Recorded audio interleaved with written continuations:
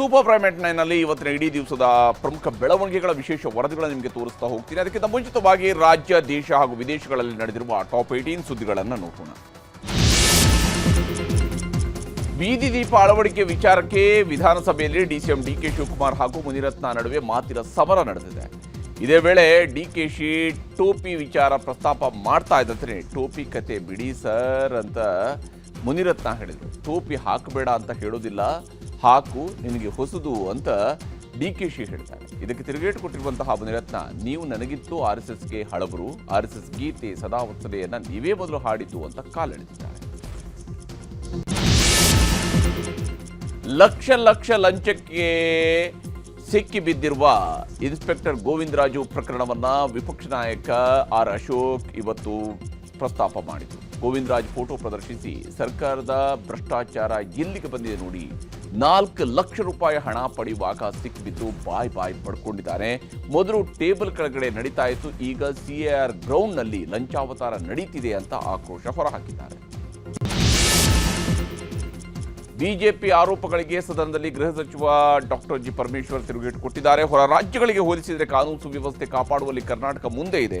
ಮಹಿಳೆಯರ ಸುರಕ್ಷತೆಯಲ್ಲಿ ಬೆಂಗಳೂರು ನಂಬರ್ 1 ಸ್ಥಾನದಲ್ಲಿದೆ. ಬೇರೆ ಬೇರೆ ವರದಿಗಳೇ ಇದನ್ನ ಸ್ಪಷ್ಟಪಡಿಸಿವೆ ಅಂತ ಹೇಳಿದರು. ರಾಹುಲ್ ಗಾಂಧಿ ಸೂಚನೆಯಂತೆ ರಾಜ್ಯದಲ್ಲಿ 100 ಕಾಂಗ್ರೆಸ್ ಭವನಗಳನ್ನು ನಿರ್ಮಾಣ ಮಾಡುವುದಕ್ಕೆ ಕೆಪಿಸಿಸಿ ಮುಂದಾಗಿದೆ. ಇದಕ್ಕಾಗಿ ಸರ್ಕಾರಿ ಭೂಮಿ ಮಂಜೂರು ಮಾಡಲಾಗ್ತಾ ಇದೆ. ರಾಜ್ಯದ ನಗರಾಭಿವೃದ್ಧಿ ಪ್ರಾಧಿಕಾರಗಳು, ನಗರ ಯೋಜನಾ ಪ್ರಾಧಿಕಾರಗಳು ಮತ್ತು ಮಹಾನಗರ ಪಾಲಿಕೆಗಳ ವ್ಯಾಪ್ತಿಯಲ್ಲಿದ್ದ ಭೂಮಿಗಳನ್ನು ಹಂಚಿಕೆ ಮಾಡಲಾಗಿದೆ. ಇದು ವಿಪಕ್ಷಗಳ ಕೆಂಗಣ್ಣಿಗೆ ಗುರಿಯಾಗಿದೆ. ರೌಡಿ ಶೀಟರ್ ಬಿಕ್ಲು ಶಿವ ಕೊಲೆ ಪ್ರಕರಣದ ಆರೋಪಿಗಳಿಗೆ ನ್ಯಾಯಾಲಯ ಶಾಕ್ ಕೊಟ್ಟಿದೆ. 4 ಆರೋಪಿಗಳ ನಿರೀಕ್ಷಣಾ ಜಾಮೀನು ಅರ್ಜಿ ವಜಾ ಮಾಡಿ ಜನಪ್ರತಿನಿಧಿಗಳ ವಿಶೇಷ ನ್ಯಾಯಾಲಯ ಆದೇಶವನ್ನು ಹೊರಡಿಸಿದೆ. A1 ಜಗದೀಶ್ ಅಲಿಯಾಸ್ ಜಗ್ಗಾ, ಕಿರಣ್, ವಿಮಲ್, ರಾಜ್, ಮದನ್ ಸಲ್ಲಿಸಿದಂತಹ ಅರ್ಜಿಯನ್ನ ನ್ಯಾಯಾಧೀಶರಾದ ಸಂತೋಷ್ ಗಜಾನನ ಭಟ್ ವಜಾಗೊಳಿಸಿದ್ದಾರೆ. ಯಶ್ ತಾಯಿ ಪುಷ್ಪಾ ಅವರ ಸೈಡ್ ಫೈಟ್ ನಿಲ್ಲುವಂತಹ ಲಕ್ಷಣ ಕಾಣ್ತಾ ಇಲ್ಲ. ಈ ವಿವಾದಕ್ಕೆ ಅಧಿಕಾರಿಗಳ ಎಡವಟ್ಟು ಕಾರಣ ಅನ್ನುವಂಥದ್ದು ಇಬ್ಬರ ಬಳಿ ಇರುವ ದಾಖಲೆಗಳಿಂದ ಬಹಿರಂಗವಾಗಿದೆ. ಈ ಕುರಿತು ಜಿಲ್ಲಾಧಿಕಾರಿಯವರಿಗೆ ಯಶ್ ತಾಯಿ ಮೂಲ ದಾಖಲಾತಿಗಳನ್ನು ನೀಡಿದ್ದಾರೆ. PDO ನಟರಾಜ್ ಎಂಬಾತರಿಂದ ನಕಲಿ ದಾಖಲೆ ಸೃಷ್ಟಿಯಾಗಿದೆ, ಯಾವುದೇ ಕಾರಣಕ್ಕೂ ನಾನು ಇದನ್ನ ಬಿಡೋದಿಲ್ಲ ಅಂತ ಹೇಳಿದ್ದಾರೆ. ಕಳೆದ ಕೆಲವು ದಿನಗಳಿಂದ ಏರಿಕೆಯ ನಾಗಾಲೂಟ ಕಂಡಿದ್ದ ಚಿನ್ನ ಹಾಗೂ ಬೆಳ್ಳಿ ಬೆಲೆ ಕಳೆದ 3 ದಿನಗಳಿಂದ ಇಳಿಕೆಯ ಹಾದಿಯಲ್ಲಿದೆ. 24 ಕ್ಯಾರೆಟ್ 1 ಗ್ರಾಂ ಚಿನ್ನದ ಬೆಲೆ 15,153 ರೂಪಾಯಿಗೆ ಇಳಿಕೆಯಾಗಿದೆ. ಇದರ ಜೊತೆಗೆ ಬೆಳ್ಳಿ ದರವೂ ಕೂಡ ಕುಸಿತವಾಗಿದೆ. ಬೆಲೆ ಕಡಿಮೆಯಾಗಿದ್ದಕ್ಕೆ ಗ್ರಾಹಕರು ಸಂತಸ ವ್ಯಕ್ತಪಡಿಸ್ತಾ ಇದ್ದಾರೆ. ಕೋಲಾರದ KGF ಬೆನ್ನಲ್ಲೇ ಈಗ ಚಿಕ್ಕಬಳ್ಳಾಪುರ ಜಿಲ್ಲೆಯಲ್ಲಿ ಚಿನ್ನದ ಬೇಟೆ ಆರಂಭವಾಗಿದೆ. ಆಂಧ್ರದ ಕದಿರಿ ಹಾಗೂ ಕರ್ನಾಟಕದ ಗುಡಿಬಂಡೆ ಸುತ್ತಮುತ್ತ ಹೆಲಿಕಾಪ್ಟರ್ ಮೂಲಕ ಸಮೀಕ್ಷೆ ಮಾಡಲಾಗ್ತಾ ಇದೆ.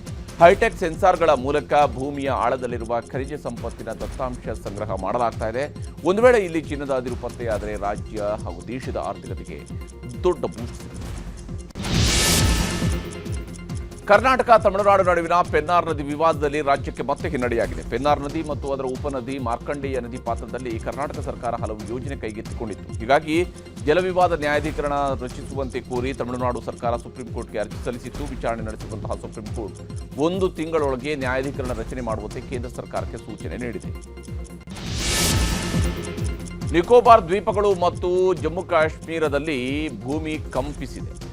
ಮುಂಜಾನೆ 3:30 ಸುಮಾರಿಗೆ ಅಂಡಮಾನ್ ಮತ್ತು ನಿಕೋಬಾರ್ ದ್ವೀಪಗಳಲ್ಲಿ 4.6 ತೀವ್ರತೆಯ ಭೂಕಂಪ ಸಂಭವಿಸಿದೆ. ದ್ವೀಪ ಪ್ರದೇಶದಲ್ಲಿ ಭೂಕಂಪ ಸಂಭವಿಸಿದ ಕೆಲ ಹೊತ್ತಲ್ಲೇ ಜಮ್ಮು ಮತ್ತು ಕಾಶ್ಮೀರದ ಬಾರಾಮುಲ್ಲಾ ಪ್ರದೇಶದಲ್ಲೂ 4.7 ತೀವ್ರತೆಯ ಭೂಕಂಪನವಾಗಿದೆ. ವಿಮಾನ ದುರಂತದಲ್ಲಿ ಮೃತಪಟ್ಟ ಅಜಿತ್ ಪವಾರ್ ಸಾವಿನ ಬಗ್ಗೆ ಶಿವಸೇನಾ ನಾಯಕ ಸಂಜಯ್ ರಾವುತ್ ಅನುಮಾನ ವ್ಯಕ್ತಪಡಿಸಿದ್ದಾರೆ. ಅಜಿತ್ ಪವಾರ್ ಮೈತ್ರಿ ಬಿಟ್ಟು NCP ಸೇರ್ಪಡೆಯಾಗಲು ನಿರ್ಧರಿಸಿದ್ರು, ನನ್ನ ಬಳಿ ಬಿಜೆಪಿ ಹಗರಣಗಳ ದಾಖಲೆಗಳಿವೆ ಅಂತ ಹೇಳಿದ್ರು. ಆ ಹೇಳಿಕೆ ನೀಡಿದ 10 ದಿನದ ಬಳಿಕ ವಿಮಾನ ದುರಂತ ನಡೆದಿರುವುದು ನಿಗೂಢವಾಗಿದೆ ಅಂತ ಹೇಳಿದ್ದಾರೆ. ಪಶ್ಚಿಮ ಬಂಗಾಳದಲ್ಲಿ ನಡೆಸ್ತಾ ಇರುವ ಮತದಾರರ ಪಟ್ಟಿಯ ವಿಶೇಷ ಪರಿಷ್ಕರಣೆ ಪ್ರಕ್ರಿಯೆಯನ್ನು ವಿರೋಧಿಸಿ CM Mamata Banerjee supreme court ಮೆಟ್ಟಿಲೇರಿದ್ದಾರೆ. ಪಶ್ಚಿಮ ಬಂಗಾಳದಲ್ಲಿ ನಡೀತಾ ಇರುವಂತಹ SIR ದೋಷಪೂರಿತವಾಗಿದ್ದು ಇಡೀ ಪ್ರಕ್ರಿಯೆಗೆ ತಡೆ ನೀಡಬೇಕು ಅಂತ ಸಿಎಂ ಮಮತಾ ಬ್ಯಾನರ್ಜಿ ಸುಪ್ರೀಂ ಕೋರ್ಟ್ಗೆ ಅರ್ಜಿ ಸಲ್ಲಿಸಿದ್ದಾರೆ. ಕೇರಳ, ತಮಿಳುನಾಡು ಬಳಿಕ ಬಿಹಾರದಲ್ಲಿ ಈಗ ಹಕ್ಕಿ ಜ್ವರದ ಆತಂಕ ಶುರುವಾಗಿದೆ. ಭಾಗಲ್ಪುರ ಜಿಲ್ಲೆಯ ನೌಗಜಿಯಾ ಪ್ರದೇಶದಲ್ಲಿ ಹಕ್ಕಿ ಜ್ವರದಿಂದ ಪಕ್ಷಿಗಳು ಸಾಯ್ತಾ ಇವೆ. ಎಲ್ಲೆಂದರಲ್ಲೇ ಪಕ್ಷಿಗಳು ಸತ್ತು ಬೀಳ್ತಾ ಇವೆ. ಈ ಹಿನ್ನೆಲೆಯಲ್ಲಿ ಪಶುಸಂಗೋಪನಾ ಇಲಾಖೆ ಅಧಿಕಾರಿಗಳು ಅಲರ್ಟ್ ಆಗಿದ್ದು ಸೋಂಕು ನಿವಾರಕ ರಾಸಾಯನಿಕಗಳನ್ನು ಸ್ಪ್ರೇ ಮಾಡ್ತಾ ಇದ್ದಾರೆ. ಉಕ್ರೇನ್ ಮೇಲೆ ರಷ್ಯಾ ಡ್ರೋನ್ ದಾಳಿ ಮಾಡಿದೆ. ಡ್ನಿಪ್ ನಗರದಲ್ಲಿ ಕಾರ್ಮಿಕರನ್ನ ಸಾಗಿಸ್ತಾ ಇದ್ದಂತಹ ಬಸ್ ಮೇಲೆ ಡ್ರೋನ್ ದಾಳಿ ಆಗಿದ್ದು 12ಕ್ಕೂ ಹೆಚ್ಚು ಕಾರ್ಮಿಕರು ಮೃತಪಟ್ಟಿದ್ದಾರೆ. ಇದಲ್ಲದೆ ಜಪೋರಿಜಿಯಾದಲ್ಲಿರುವ ಹೆರಿಗೆ ಆಸ್ಪತ್ರೆ ಮೇಲೂ ರಷ್ಯಾದಿಂದ ವಾಯುದಾಳಿಯಾಗಿದ್ದು 6ಕ್ಕೂ ಹೆಚ್ಚು ಜನ ಗಾಯಗೊಂಡಿದ್ದಾರೆ. ವಸತಿ ನಿವೇಶನಗಳ ಅಕ್ರಮ ಹಂಚಿಕೆ ಸಂಬಂಧ ಬಾಂಗ್ಲಾದೇಶದ ಪದಚ್ಯುತ ಪ್ರಧಾನಮಂತ್ರಿ ಶೇಖ್ ಹಸೀನಾ ಅವರಿಗೆ 10 ವರ್ಷಗಳ ಜೈಲು ಶಿಕ್ಷೆ ವಿಧಿಸಲಾಗಿದೆ.